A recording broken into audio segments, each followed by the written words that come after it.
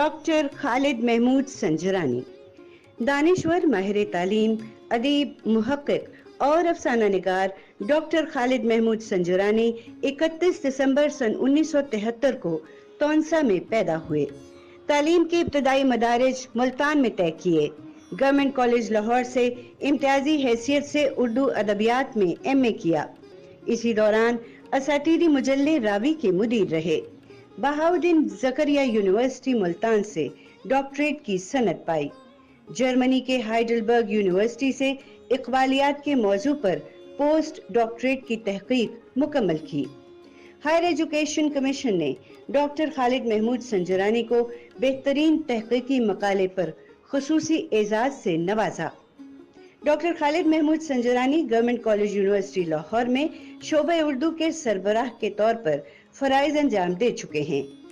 ان دنوں اسی ادارے میں پروفیسر کے منصب پر فائز ہیں۔ اپنے علمی مقام اور تدریسی مہارت کی بنا پر طالب علموں میں خصوصی احترام کی نظر سے دیکھے جاتے ہیں۔ ڈاکٹر خالد محمود سنجرانی کے درجنوں تحقیقی اور تنقیدی مقالے اندرون ملک اور بیرونی دنیا کے مستند علمی جریدوں میں شائع ہو چکے ہیں۔ اعلیٰ ترین سطح پر درجنوں تحقیقی مقالوں کی نگرانی کر چکے ہیں۔ ڈاکٹر خالد محمود سنجرانی ایک نقاد کی نظر رکھنے کے علاوہ جدید اردو افسانے میں اپنا مخصوص تخلیقی زاویہ رکھتے ہیں۔ اندرون ملک متعدد تہذیبی اور تمدنی اداروں میں مشاورتی حیثیت سے وابستہ ہیں۔ آداب۔ پاکستان ٹیلی ویژن کے پروگرام صدرنگ میں میں آپ کا میزبان وجاہت مسعود آپ کی خدمت میں حاضر ہوں، اور آج ہم گفتگو کریں گے ممتاز ماہر تعلیم، دانشور، استاد، افسانہ نگار، محقق اور گورنمنٹ کالج لاہور میں شعبہ اردو کے سابق سربراہ محترم professor doctor Khalid Mahmood Sanjrani. Doctor صاحب آداب۔ آداب۔ آپ دریائے سندھ کے مغربی کنارے پہ پیدا ہوئے، لیکن آپ کا سارا بچپن اور نوجوانی دریائے سندھ کے مشرقی کنارے پہ ملتان میں بسر ہوئی۔ جس وقت تک آپ کالج تک پہنچے ہیں تو وہ پرندوں کی واپسی کا موسم تھا اور کچھ امید پیدا ہو رہی تھی 80 کی دہائی کے آخری برس سے۔ تو بہت بڑے بڑے نام ادب میں، صحافت میں، تمدن میں ملتان میں موجود تھے۔ مبارک مجوکا، عابد عمیق، انوار احمد، اے بی اشرف، ارشد صدیقی صاحب، ڈاکٹر پروفیسر خالد سعید صاحب مرحوم، اسلم انصاری صاحب، ڈاکٹر اسد اریب صاحب، ایگزیکٹلی، اور آپ کے ہم اسروں میں قاضی عابد، جی قاضی آپ کے ہم اسروں میں۔ تو کچھ بتائیے اس زمانے کا ملتان کیسا تھا، کیا تمدن تھا، کیا ادبی ماحول تھا، کیا تدریسی سرگرمیاں تھیں؟ چلیے، سب سے پہلے تو میں شکر گزار ہوں آپ کا اور پاکستان ٹیلی ویژن کا کہ مجھے آج یہاں اس اہم پروگرام میں جو ہے دعوت دی۔ میں اس پروگرام کا جو ٹائٹل ہے صدرنگ، اگر آپ اجازت دیں تو میں بسم اللہ، جو میں نے کل رات یا کل شام کو بیٹھ کے بڑے ایک پرلطف کیفیت میں اس عنوان یا اس لفظ کو میں نے محسوس کیا، وہ خورشید رضوی صاحب کا ایک جو ہے مصرع ہے، بے رنگ جو ہوا سو وہ صدرنگ بھی ہوا۔ واہ، اور یہ مجھے یاد ہے، رنگ جو ہوا تو وہ صدرنگ بھی ہوا۔ وہ صدرنگ بھی ہوا۔ مجھے یاد ہے کہ میں گورنمنٹ کالج کے نیو ہاسٹل ہی میں صبح سو رہا تھا تو باہر دستک ہوئی، تو میں نے جب پوچھا کہ کون ہے تو آگے سے جو ہے خورشید رضوی صاحب کی آواز، تو میں تو چھلانگ مار کے جو ہے اٹھا، میں نے کہا میرے استاد محترم۔ تو وہ دن انہوں نے گزارا، تو جاتے ہوئے وہ مجھے آٹوگراف کے طور پہ میری ڈائری میں 2 شعر لکھ گئے، میں وہ پڑھنا چاہوں گا اور وہیں سے آغاز کرنا چاہوں گا۔ کہ اپنا وجود ڈھونڈ کسی رنگ پر ٹھہر. اپنا وجود ڈھونڈ کسی رنگ پر ٹھہر. یہ کیا کہ تو ابھی نہ ہوا اور ابھی ہوا. واہ، یہ کیا کہ تو ابھی نہ ہوا اور ابھی ہوا. تصویر بن کسی کی بنے آئینہ نہ بن. بے رنگ جو ہوا سو وہ صد رنگ بھی ہوا. بے رنگ جو ہوا تو وہ صدرنگ بھی ہوا. سچل سرمست نے اس مضمون کو، میں ایک مصرعی پڑھتا ہوں کہ بے رنگی اس رنگ دے اندر سچل آپ رلائی. واہ واہ واہ. تو فی زمانہ جس چیز کو میں بہت دھیرے دھیرے سے اپنے ہاں سے دور ہوتا ہوا محسوس کرتا ہوں، وہ یہی بے رنگی ہے جس میں صد رنگ ہیں. دھوپ کا بظاہر کوئی رنگ نہیں ہے، لیکن اس کے اندر 7 رنگ موجود ہیں. پانی کا بظاہر کوئی رنگ نہیں ہے، لیکن اس کے اندر جھل ملاتے ہوئے 7 رنگ، پوری دھنک اس کے اندر موجود ہے. ہمارے یعنی مشرق میں ملتان کا آپ نے ذکر کیا ابھی، ہمارے کلچر میں ایک بہت بنیادی جو بات تھی اور ہے، میں سمجھتا ہوں اب بھی ہے، اور اس کو ہمیں قائم رکھنا ہے انشاءاللہ، وہ یہی ہے کہ اسی بے رنگی میں صد رنگ ہونا. اب بطور ایک استاد کے بھی یہ ہمارے لیے ایک چیلنج یہ ہے کہ ہم نئی نسل کو یہ بتائیں کہ گورنمنٹ کالج میں کوئی ویڈیو ٹک ٹاک قسم کی کوئی ریکارڈ کرنا، یہ نہ ہماری اس روایت کے مطابق ہے، نہ اس 4 دیواری کے ماحول کے مطابق ہے. وہ اس لیے کہ فزیکل اپیرنس جو ہے وہ ہمارے کلچر میں بہت زیادہ معنی نہیں رکھتی. فزیکل اپیرنس کی بجائے جو ہمارا باطن ہم تو کیفیت کے لوگ ہیں. ہاں، تو وہ دیکھیے آپ کے اس پروگرام کا جو عنوان ہے صد رنگ، اس سے جڑے ہوئے کتنی ہی باتیں تھیں جو کل شام کو میرے ذہن میں ایسے ہی آتی چلی گئیں. اب بھی ایک جہان ہے. سو میں اس بات کو بڑی شدت کے ساتھ محسوس کرتا ہوں کہ ہم اس ثقافت کے، اس کلچر کے، ان محفلوں کے ہم لوگ ہیں کہ جہاں زور دیا جاتا رہا ہمیشہ کہ آپ کی اسی بے رنگی میں ہی جو ہیں سینکڑوں رنگ ہیں، اور یہ جو بے رنگی ہے یہ انہی رنگوں میں سے ہو کر ہی ملتی ہے. باقی ملتان اور دریائے سندھ تو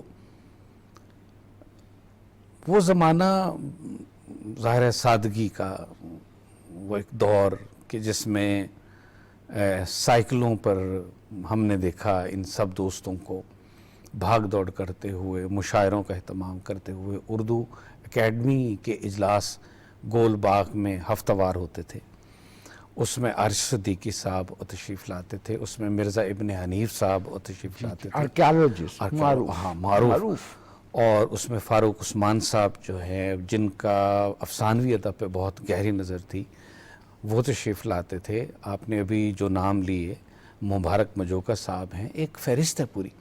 تو یونیورسٹی کے لوگ اور مختلف کالجوں کے طالب علم جو ہیں وہاں ان جلسوں میں جایا کرتے تھے، اور وہاں بیٹھ کر ہم سیکھتے تھے کہ حسن اختلاف کیا ہے. آپ نے اگر کسی نظم پر بات کرتے ہوئے، کسی غزل پر بات کرتے ہوئے، یا کسی فکری موضوع پر بات کرتے ہوئے ایک دوسرے کے ساتھ اختلاف رائے اگر آپ کے ہاں موجود ہے، یا نظریاتی سطح پر بھی اختلاف رائے اگر موجود ہے، تو اس اختلاف کے اظہار کا حسن کیا ہے. یہ بہت بنیادی چیز میں سمجھتا ہوں کہ یہ بھی ہمارے معاشرے کی ایک بہت خوبصورت جہت ہے کہ ہم نے اگر اختلاف کا اظہار بھی کرنا ہے تو اس میں ہمارا سلیقہ کیا. تو ملتان کا مزاج تھوڑا سا دھیمے انداز میں بھی رہا. میں کبھی کبھی خود امیجن کرتا ہوں وہ زمانہ کہ جب اسی شہر میں جو روایات میں ہم نے پڑھا یا سنا کہ اسی ایک ہی زمانے میں بابا فرید بھی یہیں تھے, امیر خسرو بھی یہیں تھے, لال شہباز قلندر بھی یہیں تھے, اور شاید بہاؤالدین زکریا رحمۃ اللہ علیہ وہ بھی. تو یہ 4 بڑے نابغے, ایک شہر نے ان کو کیسے اپنے ہاں رکھا ہوگا اور وہ زمانہ کیسا ہوگا. تو وہ جو حضرت بہاؤالدین زکریا رحمۃ اللہ علیہ کے مزار پر ایک شعر منسوب ہے لکھا ہوا کہ آہستہ پاک انت کے آہستہ پاؤں رکھو اس شہر میں تھوڑا سا ذرا, کہ ملک کرا سجدہ این جا کے, اس جگہ پر تو بڑا فرشتے آ کے. تو میں سمجھتا ہوں کہ اس شہر کی معنویت جو ہے وہ ہمارے ادب میں, ہماری سیاست میں, ہماری ثقافت میں, جو درخت جتنا زیادہ پرانا ہوگا اس درخت پر پرندوں کی صداؤں کی باز گشت بھی اتنی زیادہ ہوگی. بجا فرمایا. تو لہٰذا جو شہر جتنا قدیم ہوگا اس شہر کی تاریخ بھی ملٹیپل ہوگی. سو لہٰذا ملتان شہر کی تاریخ میں یہ سبھی حوالے موجود ہیں جو آپ نے بتایا ابھی. بجا فرمایا. آپ کا اس طالب علمی کے عہد میں جس کی طرف ہم اشارہ کر رہے ہیں وہ جو بابا ہوٹل تھا اس سے بھی کچھ ربط رہا؟ جی ہاں, زیادہ تر تو ہمارا رہا گول باغ. یعنی تب ایک جن شفٹنگ جو ہے وہ گول باغ گلگشت کالونی میں وہاں ہو چکی تھی. اردو اکیڈمی کے اجلاس بھی وہیں پہ ہوتے تھے. پھر یہ جو ملتان آرٹس کونسل ہے جس کو جن خالد سعید صاحب نے ایک بہت طویل عرصے تک اپنی چھاؤں میں رکھا, وہ بھی وہیں گلگشت میں تھے. بابا ہوٹل میں اور تاج ہوٹل میں نواں شہر کے پاس جو ہیں یہ 2 مراکز جو تھے یہ ہم نے دیکھے ضرور. وہاں ارشد ملتانی صاحب کو بیٹھے ہوئے دیکھا, وہاں ہم نے مبارک مجوکا صاحب کو بیٹھے ہوئے دیکھا, شمیم ترمزی صاحب کو, عابد ندیم صاحب کو, ان لوگوں کو ہم نے وہاں بیٹھے ہوئے دیکھا. بجا فرمایا. ڈاکٹر خالد صاحب میں دیکھ رہا تھا کہ آپ کے تعلیمی کریئر میں ایک منفرد میں نے موڑ دیکھا کہ اسکول اور جو انٹرمیڈیٹ تک کے درجے ہیں تو آپ کی کارکردگی اچھی ہے, اوسط ہے. گریجویشن آنورڈ وہ بہترین نہیں ہے, وہ غیر معمولی حد تک وہ شاندار ہے. کیا کوئی خاص واقعہ ہوا تھا, کوئی کسی استاد سے ایسا واسطہ پڑا, یا آپ نے اپنی طبیعت سے مناسبت رکھنے والے موضوعات کا انتخاب کر لیا؟ کیونکہ اس 2 حصوں میں ہیں. کیا نظر پائی آپ نے ماشاء اللہ. تقریباً اس زمانے کے تقریباً سبھی والدین کی یہ میں سمجھتا ہوں جائز خواہش تھی کہ اس کا بیٹا بڑا ہو کے ڈاکٹر یا انجینئر. ہر یعنی گھر میں کوئی بھی اگر بچہ پڑھنے جا رہا ہے تو ایک ہی خواب دیکھا جاتا تھا اس زمانے میں, یا ڈاکٹر بنے گا یا انجینئر بنے گا. سو لہٰذا میرے گھر میں بھی یہی ماحول تھا, یہی خواب تھا, اور اس کے لیے پھر مضامین کا انتخاب جو ہے وہ ہوتا تھا جو کہ شاید بچے کی اپنی مرضی اس میں شامل نہیں ہوتی تھی. تو مجھے ایف ایس سی پارٹ 1 میں آ کے جو یہ نومیریکلز وغیرہ کی زیادہ سمجھ نہیں آتی تھی. اب میری والدہ کہتی ہیں کہ ریاضی جو ہے یہ ہمارا خاندانی مسئلہ ہے, تو وہ اس میں ہمارا ذہن نہیں چلتا. میں تو اسے قومی مسئلہ بھی سمجھتا ہوں. اعداد و شمار کے ذمہ ہم کمزور ہیں. تو لیکن ایک بڑا اچھا یہ ہوا کہ تقریباً کوئی 1.5 سال ایف ایس سی میں جو ہے پڑھنے کے بعد میرے اساتذہ نے بھی محسوس کیا, میں نے بھی کیا کہ میرا ذہن جو ہے وہ جو ہے نا بایو کی طرف زیادہ چلتا ہے, کیونکہ اس میں انالیٹیکل سٹڈی کی گنجائش بایولوجی میں زیادہ ہے. وہ مضامین کے جن میں آپ تھوڑا انالیٹیکل بیہیویئر اڈیپٹ کر سکیں, لگتا ہے کہ اس طرف میرا جھکاؤ زیادہ تھا. تو وہ پھر باقی مضامین میں جو ہے نا چل نہیں پایا. تو ایک شام میں گھر آیا تو ابا جی لیٹے ہوئے تھے, تو میں نے آ کے ان کی ٹانگیں جو ہے دبانا شروع کر دی. تو انہوں نے بڑی شفقت سے کہا کہ پریلیوڈ ہے کہ کچھ عرض کرنا ہے, کچھ عرض کرنا. انہوں نے کہا بیٹا جو کہنا کہہ دو. تو میں نے کہا نہیں میرا ویسے جی چاہ رہا ہے کہنے لگے مجھے سمجھ آ رہی ہے، تم نے جو کہنا ہے کہہ دو. میں نے کہا اگر آپ اجازت دیں تو میں ایف ایس سی سے سوئچ کر کے جو ہے نا ایف اے میں آ جاؤں. کہنے لگا اس میں کیا ہے. تو تب مجھے پتہ چلا کہ کچھ ہمارے اپنے اوہام بھی ہوتے ہیں جو باہر کی دنیا میں شاید ایگزسٹ نہیں کرتے. انسانی زندگی کا یہ ایک میں سمجھتا ہوں کہ ایک بڑا المیہ ہے کہ ہم میں سے زیادہ تر لوگ اپنے خود ساختہ خوف میں یا خود ساختہ اوہام میں وقت ضائع کر دیتے ہیں. اس کا پہلا ایکسپیرینس مجھے اس وقت ہوا جو یہ میں نے واقعہ بتایا کہ وہ میرے اندر کا اپنا بنایا ہوا ایک خوف تھا کہ شاید انکار نہ کر شاید انکار نہ کر دیں، شاید ناراض نہ ہو جائیں، یا اس کے پیچھے شاید ایک یا یہ تصور نہ کر لیا جائے کہ برداری یہ بھی تھی، کام ہے، اس میں صلاحیت ایسی یا پھر نہیں فرما ہے. برداری کا بھی تھا کہ جب اس کو کہا ہے یہ کرو تو نہیں کر پا رہا. تو وہ 100 چیزیں اس میں شامل تھیں جنہوں نے مل کر یہ ایک وہ جو منیر نیازی صاحب کی شاعری میں ایک پوری فضا ملتی ہے، تو وہ میرے اندر بن گئی تھی خود بخود، جس نے مجھے روکا. اور بالآخر جب میں نے اس یعنی داستان الف لیلا جیسے ہوتی ہے اس طلسم کا در کھولا، تو مجھے میرے خیال میں شاید آدھے منٹ سے بھی کم وقت لگا ہوگا. والد صاحب نے بغیر کسی ڈانٹ ڈپٹ کے فوراً انہوں نے کہا ٹھیک ہے کر لو. تو پھر جو مضامین میں نے اتفاق سے اختیار کیے تو ان میں وہی بات ہے کہ اس میں گنجائش زیادہ تھی کہ آپ انالیٹیکل اسٹڈی کر سکیں، آپ اپنے مضمون کے ساتھ جو وابستہ دیگر علوم ہیں ان کی طرف بھی آپ جا سکیں. تو میں سمجھتا ہوں کو موقع دے سکیں. میں سمجھتا ہوں کہ بچوں کو بھی یہ اعتماد ملنا چاہیے اور والدین کے ہاں بھی یہ اعتماد ہونا چاہیے کہ وہ آپس میں بیٹھیں، تھوڑا پاؤں دبائیں اور بات چیت کریں، بجا فرمایا، تاکہ وہ وہم اندر پیدا نہ ہو. میں اور آپ تھوڑا بہت تو تدریس سے وابستہ رہے ہیں نا کچھ ماشاءاللہ آپ تو یہ بارہا دیکھا گیا ہے کم و بیش سبھی اچھے طلبہ و طالبات نوجوانی میں ایک دو دفعے سوئچ کرتے ہیں اپنے مضامین، اور والدین کو اس پہ اصرار نہیں کرنا چاہیے. Let them find their niche. Let them find their forte. میں سمجھتا ہوں مجھے اس حوالے سے جو ہے نا مثالی والدین ملے الحمدللہ. بجا فرمایا.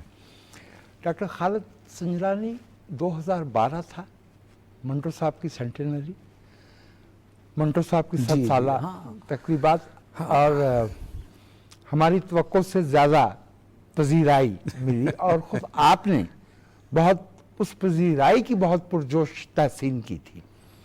اچھا، آپ منٹو تو بہت دو ٹوک اور شفاف لکھنے والا تھا. ایک معمولی طالب علم ہوتے ہوئے ادب کا مجھے یہ تاثر ہے کہ پچھلے 40-35 برس میں ہمارے ملک کا جو لکھنے والا ہے وہ ماضی کے مقابلے میں زیادہ کنفارمسٹ ہو گیا ہے. منظور شدہ موضوعات پہ منظور شدہ رائے لکھتا ہے. اور وہ جو ایک تھا نا کہ منٹو کے بعد بھی انیس ناگی بھی بیٹھے ہیں، جیلانی کامان بھی بیٹھے ہیں، انور سجاد صاحب بھی بیٹھے ہیں، انتظار حسین بھی تشریف رکھتے ہیں. وہ رویہ کم ہوا ہے. اور کیا ادیب بھی اجتماعی جو نصاب ہے، نصاب کوٹ ان کوٹ، اس کی طرف دیکھنے لگا ہے؟ میرے خیال میں ادیب پھر اسے کہنا نہیں چاہیے. بجا فرمایا. میں تو اس میں بہت واضح ہوں کہ کیونکہ لکھنا یہاں سے ہوتا ہے. یس. اور وہ اندر کی آواز ہے. منٹو اگر آج یعنی کھڑا ہے اور پورے قد سے کھڑا ہے تو اس کے پیچھے بہت بنیادی وجہ یہ ہے، بلکہ وہ ونڈیکیشن ہے ہمارے ادب کی. ہاں، اس کی بہت بنیادی وجہ یہی ہے کہ جو اس نے کہا، اس نے یہاں سے کہا چچا سام کے نام خط. دیکھیے اس سے بڑی مثال اور کیا ہو سکتی ہے کہ یعنی وہ چچا سام کے نام کے خطوط کو پڑھتے ہوئے تو ہم اپنے جغرافیے سے باہر کے جو مناظر ہیں اور وہاں سے جو چیزیں ان تک بھی نگاہ جاتی ہے. تو منٹو نے تو اس پر بھی ریئیکٹ کیا اور ایسی مثالیں ہمارے ادب میں، ہماری اور زبان ان میں کو موجود باقاعدہ ہیں۔ پیشکش کی گئی تھی تھی۔ اس کو ٹھکرا کے ہاں، یہ اور کیا خوبصورت 7 سے 9 خصوص عرضہ کر دیے۔ یعنی آنے والوں کو بھی تاسف ہوا ہوگا کہ ہم کس کے متھے جا لگیں گے۔ تو جس یعنی ادب کی روایت میں دیکھیے، محمد حسن عسکری صاحب نے منٹو پر ایک جملہ بڑا اچھا لکھا۔ جی، انہوں نے کہا جی اعتراض کیا جاتا ہے منٹو کی زبان پہ، تو انہوں نے کہا کہ میں یہ پوچھتا ہوں کہ منٹو سے پہلے روایت منٹو کو ملی کیا تھی؟ یس، اس نے اپنا کنواں خود کھودا، وہ کنواں ٹیڑھا بھینگا سہی، اور اس نے اس کنویں میں سے پانی نکالا، وہ پانی کھارا سہی، لیکن اس نے یہ کیا۔ اب منٹو کے بعد آج 2024 میں ہم بیٹھے ہوئے ہیں، 2024 کا لکھنے والا یہ شکوہ نہیں کر سکتا کہ ایسی مثالیں ہماری روایت میں اب موجود ہیں جنہوں نے دل کی سنی، دل کی کہی، اور فن اور زندگی میں سے اگر انتخاب انہیں کرنا پڑا تو انہوں نے فن کا انتخاب کیا۔ درجنوں راہیں نکال دی گئی ہیں۔ اب صرف علی عباس حسینی اور پریم چند نہیں ہیں جو محمد علی رضاوی سے منٹو کے سامنے، اب منٹو تو ان سے بالکل مختلف تھے، لیکن آج اگر کوئی کرنا چاہے تو موجود ہے۔ اس کے بعد بھی اگر وہ ہجوم کی طرف دیکھتا ہے ہاں تو وہ ادیب نہیں ہے۔ وہ ادیب نہیں، میں نے یہی کہا کہ اگر وہ اس ادیب میں نہیں یہ ہے کہ جرأت نہیں ہے۔ ہماری روایت میں اب ایک اتنی طاقت موجود ہے کہ اب ہم حسن عسکری والا گلہ نہیں کر سکتے۔ جی، ہم با ثروت بھی ہیں، با حیثیت بھی ہیں، اور ایک مضبوط روایت رکھتے بھی ہیں۔ ڈاکٹر صاحب، آپ کا ہمارے ملک کی ایک بہت اہم درسگاہ سے بہت اہم مناصب پہ آپ فائز بھی رہے ہیں اور ہیں۔ اصل منصب تو طالب علموں کے دل میں ہوتا ہے، بلکہ میں سمجھتا ہوں کہ اصل منصب طالب علم ہونا ہے۔ بجا فرمایا لیکن وہ ایک وہ رشتہ بھی تو ہے نا، تدریس اور تعلیم کا، تعلیم اور تعلم کا، وہ بھی تو ایک رشتہ ہے۔ 1958 ہماری تاریخ میں ایک واٹر شیڈ مارک تھا، اور وہ آزمائش ہماری 13 برس چلی، اور گورنمنٹ کالج کی شہرت ایک اشرافیائی رکھ رکھاؤ کی تھی۔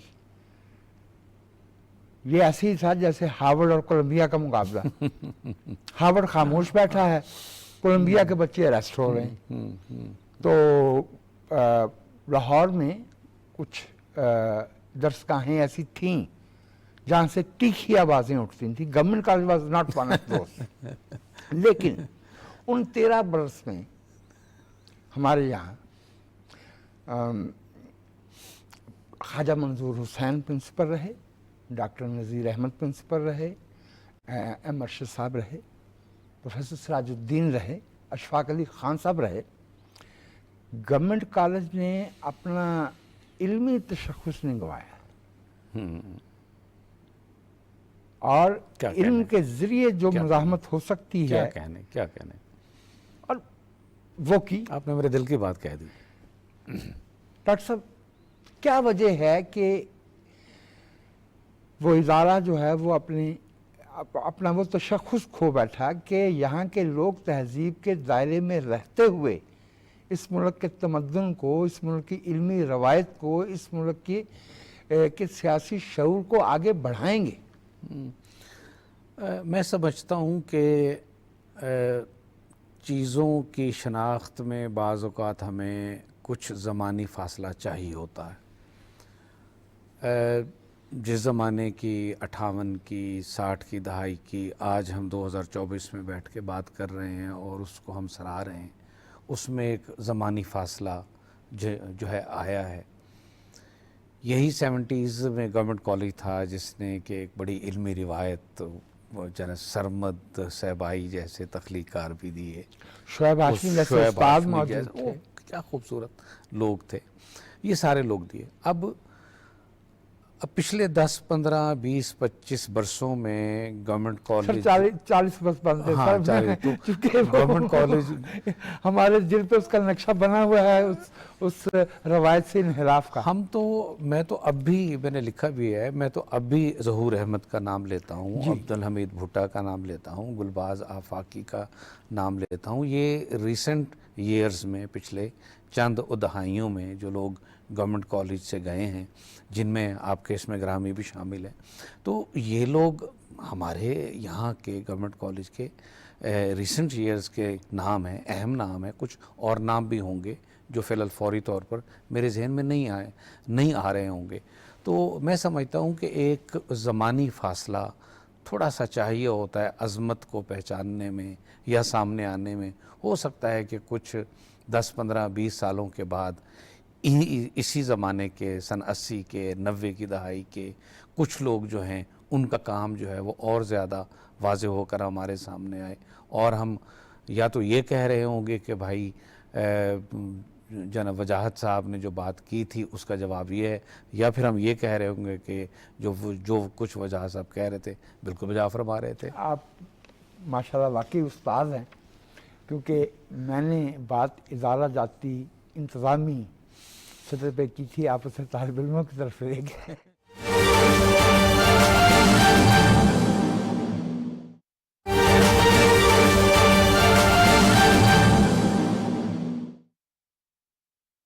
پاکستان کے اندر خاص طور پہ جو 2024 کے الیکشنز کے بعد آپ دیکھیں کہ دنیا کا رخ پاکستان کی طرف ہو چکا ہے.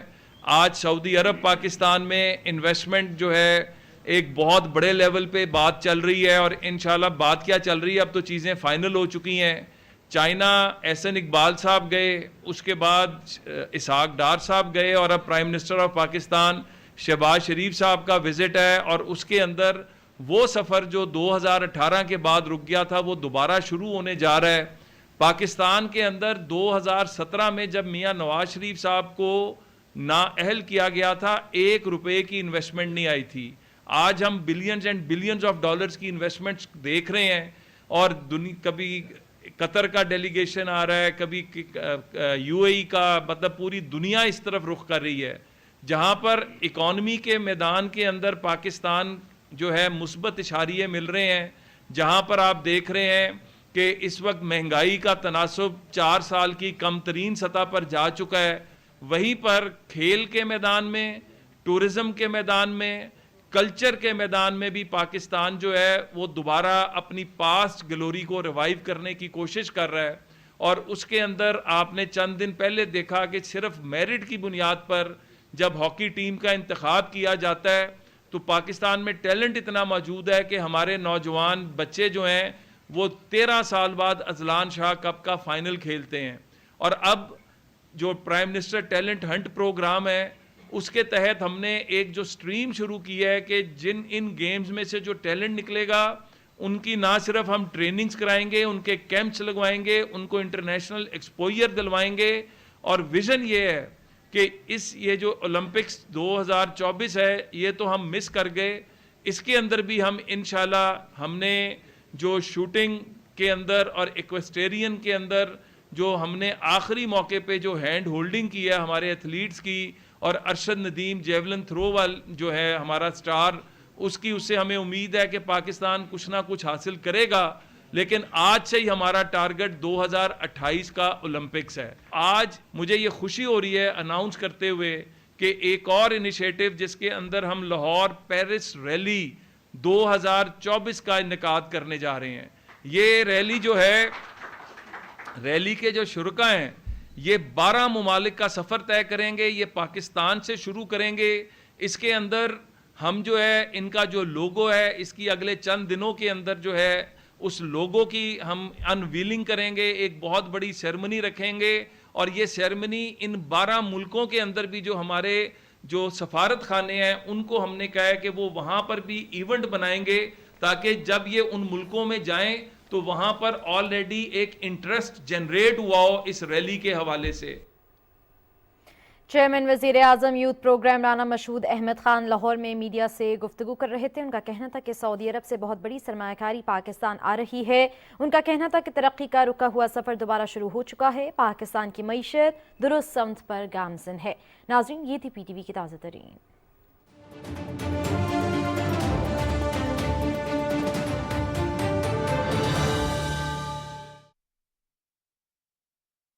دلوں میں لوگ آئیں گے۔ اس میں ایک دقت میں عرض کرتا ہوں، اس میں آپ کے سوال کی نوعیت کو اب تھوڑا سا میں شاید واضح کر پایا، اس وقت میں بات سمجھ نہیں پایا، اب تھوڑا سا واضح ہوا۔ اس میں ایک بہت بڑی دقت جو ہوئی ہے وہ انتظامی سطح پہ ہوئی، وہ یہ ہوئی کہ پچھلے کوئی 15-20 یا 30 برسوں میں یہ رواج ہوا کہ مختلف کالجز کو جامعات کا درجہ دے دیا جائے۔ اچھا، یہ ایک فیصلہ تھا جو نہ ہمارے ہاتھ میں تھا، نہ آپ کے، نہ کسی اور کے۔ یہ رواج پھر ایسا چلا، آج آپ دیکھیے کہ یعنی اعداد و شمار اٹھا کے آپ دیکھ لیجئے کہ ان پچھلے 24 برسوں میں 2000 سے لے کر اب تک، یا ان پچھلے 30 سالوں میں، وہ کالجز جن کو یونیورسٹی کا درجہ دیا گیا، کیا ان کا انفراسٹرکچر ایسا تھا یا ہے یا بن پایا کہ وہ یونیورسٹی کا سٹیٹس جو ہے نا مل سکے؟ اگر میں اپنا نام اورنگزیب عالمگیر رکھ لیتا ہوں تو اورنگزیب عالمگیر نام رکھ لینے سے میرا تخت کوئی عالمگیر تو نہیں ہو جائے گا۔ تو یہ میں سمجھتا ہوں کہ انتظامی سطح پہ یہ ایک بہت بڑی دقت ہوئی، اور مجھے جب بھی کہیں موقع ملتا ہے میں اس کی نشاندہی ضرور کرتا ہوں کہ شاید ہمیں اپنے کالجز کو کالجز ہی رکھنا چاہیے تھا، انہیں یونیورسٹی کا درجہ ابھی نہیں دینا چاہیے تھا، اور اگر یونیورسٹی کا درجہ دے دیا ہے تو پھر انہیں اتنے وسائل بھی دینے چاہیے تھے کہ وہ یونیورسٹی کا سٹیٹس بحال کر سکیں۔ ابھی بھی آپ ان کالجز میں چلے جائیں جن کو یونیورسٹی کا درجہ ملا ہوا ہے، ان کے نوٹس بورڈ لکڑی کے ٹوٹے پھوٹے وہی ہیں جو کالجز کے زمانے کے تھے۔ میں پچھلے دنوں گیا ہوں، اچھا ان کے راہداریوں میں چلے جائیں، لیبز آپ ان کی حالت دیکھ لیں، وہاں کتب خانے جو ہیں، لائبریریاں ہیں، ان میں کتنے جرنلز آ رہے ہیں، کتنی نئی کتابیں ہیں، کتنے فنڈز اویلیبل ہیں۔ میں سمجھتا ہوں کہ شاید کالج ہوتے ہوئے وہ پہلے زیادہ باثروت تھے، یونیورسٹی بننے کے بعد تو جو تھوڑی بہت رہی سہی ایک یعنی عزت آبرو کا معاملہ تھا وہ بھی جاتا رہا۔ تو یہ ایک میں سمجھتا ہوں کہ کہیں چوک تھوڑی بہت ضرور ہوئی ہے کہ یہ ایک دم سے اتنے کالجز کو یونیورسٹی نہیں بنانا چاہیے تھا۔ ڈور سٹیپ پہ ایجوکیشن ایک بڑا اچھا تصور ہے، اور یہ بیسک رائٹس میں ہے، ملنا چاہیے، لیکن کسی ڈھنگ سے ملنا چاہیے۔ شاید اس وجہ سے آپ کی ذہانت اور جو میری سست گامی ہے اس پہ ایک بہت اچھا مصرع مجھے یاد آیا کہ اے روشنی طبع تو برمن بلا شدی۔ آپ نے میرا سوال چھین لیا، اب میں وہ سوال جو ہے وہ پڑھ کے سناؤں گا جی تاکہ تھوڑا اور اس میں، چونکہ آپ اس سوال تک میرے پوچھے بغیر پہنچ گئے، اسی کو میں نے کہا کہ روشنی طبع جو ہے وہ میرے میں سے بلا ہی بنی ہے۔ کالج اور یونیورسٹی محض دو انتظامی درجے نہیں ہیں، کالج اور یونیورسٹی کے وظیفہ منصبی میں فرق ہے۔ کالج علم سکھاتا ہے اور یونیورسٹی علم تخلیق کرتی ہے، جنریٹ کرتی ہے، سوال مرتب کرتی ہے، تمدن کی رہنمائی کرتی ہے۔ کیا ایک کالج کو یونیورسٹی قرار دے دینے سے تعلیم کے ان دو مختلف مقاصد کی تکمیل ہو جاتی ہے؟ اس کا تو کوئی مؤثر جواب کوئی ماہر تعلیم ہی ظاہر دے پائے گا۔ میں تو ایک استاد کی حیثیت سے جو میں نے یعنی دیکھا یا ایک تھوڑا بہت لکھنے والے کی حیثیت سے جو میرا مشاہدہ ہے، میں تو اس کو سامنے رکھ کر میں نے عرض کیا کہ اگر کسی بھی کالج کو یونیورسٹی کا درجہ دیا گیا یا دیا جائے گا تو پھر کم از کم اس کو وہ وسائل اور وہ ماحول اور وہ فیکلٹی اور وہ اس کی لیبز، اس کا جو ہے نا کتب خانہ اور وہ چیزیں ملنی چاہیے. ہمارے ہاں تو ایک ظلم اور ہوا، اور یہ صرف کسی ایک ادارے تک نہیں ہے، یہ یعنی ان جنرل ہے اور وہ پوری دنیا میں یہ رواج پھیلا. وہ ہے پیئر ریویو اور کیٹیگریز میں ریسرچ کو بند کرنا. مجھے بتائیے کہ منٹو کے افسانوں کو کیا ہم یعنی Z category, W category, X category, Y category میں ہم کر سکتے ہیں؟ تخلیق کو یا تحقیق اور کرے گا کون؟ اور کرے گا کون؟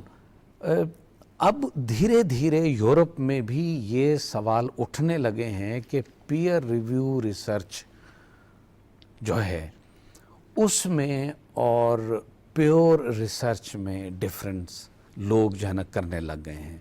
سو لہٰذا ہمیں بھی اب دیکھ لینا چاہیے کہ یہ جو پچھلے 20-30 برسوں میں ہم نے اپنے یہاں ریسرچ کو جس طرح سے مختلف سٹیمپس میں، مختلف درجوں میں، مختلف کیٹیگریز میں جن کی نقالی میں کیا تھا، اب ان کے ہاں بھی کچھ سوالات اٹھ رہے ہیں، تو ہمیں بھی اس طرف دھیان ضرور دینا چاہیے. جب سینکشنڈ جو علم کے دائرے ہیں، تحقیق تو نام ہی ان سے ٹرانسینڈ کرنے کا ہے، ان سے باہر جانے کا ہے. تو اگر وہ پیئرز موجود پہلے سے ہوتے جو اس کو کمپریہینڈ کر سکیں تو پھر تو آئنسٹائن بیٹھا پیٹنٹ نہیں کیا کرتا. اب دیکھیں نا، حافظ شیرانی، اردو کی ہم بات اگر کریں، اب حافظ شیرانی نے یہ کہاں یہ چیزیں اس لیے لکھی تھیں کہ میں اس کی بنیاد پر جامعات میں یہ چیزیں مجھے مل سکتی ہیں. یہ ایکچولی وہ جو ایک مصرع ہے، جس کا عمل ہے بے غرض، اس کی جزا کچھ اور ہے. جب بھی کبھی علم کو ہم جزا کے ساتھ جو ہے نا جوڑ لیتے ہیں اور بینیفٹ کے ساتھ جوڑ لیتے ہیں، اس میں ہمارے کلچر میں خاص طور پہ کچھ مسائل پیدا ہوتے ہیں. ہماری جامعات میں بھی کچھ مسائل پیدا ہوتے ہیں. یہ چیزیں پہلے کم تھیں، شاید ہوں ضرور، لیکن کم تھیں. جتنی شدت کے ساتھ کوئی پچھلے 5-10 سالوں میں یہ چیزیں ہمارے یعنی ایجوکیشن کلچر میں آئی ہیں، یہ شاید پہلے کم تھی. سو میں ابھی اسی پہ کہتا ہوں کہ ریسرچ کو یا تحقیق کو ہم کوشش کریں کہ اس کی جو اصل روح ہے اس کے نزدیک تر رکھیں. اور کسی بھی لکھنے والے کا میں سمجھتا ہوں سب سے بڑا انعام ہی یہی ہے کہ اس کے لکھے ہوئے کو جو ہے نا پڑھا جائے، اس کے لکھے ہوئے کا کوئی امپیکٹ ہو. امپیکٹ اور امپیکٹ فیکٹر میں فرق ہونا چاہیے. واہ، امپیکٹ اور امپیکٹ فیکٹر میں فرق ہونا چاہیے. یہ ایسا خوبصورت جامع آپ نے جو ہے وہ بیان دیا ہے. ناظرین، ہم گفتگو کر رہے ہیں پروگرام صدرنگ میں محترم ڈاکٹر خالد محمود سنجرانی صاحب سے. ہم یہاں پر ایک مختصر وقفے کے لیے جائیں گے. آپ ہمارے ساتھ رہیے گا. ہم تھوڑی دیر میں دوبارہ آپ کی خدمت میں حاضر ہوتے ہیں.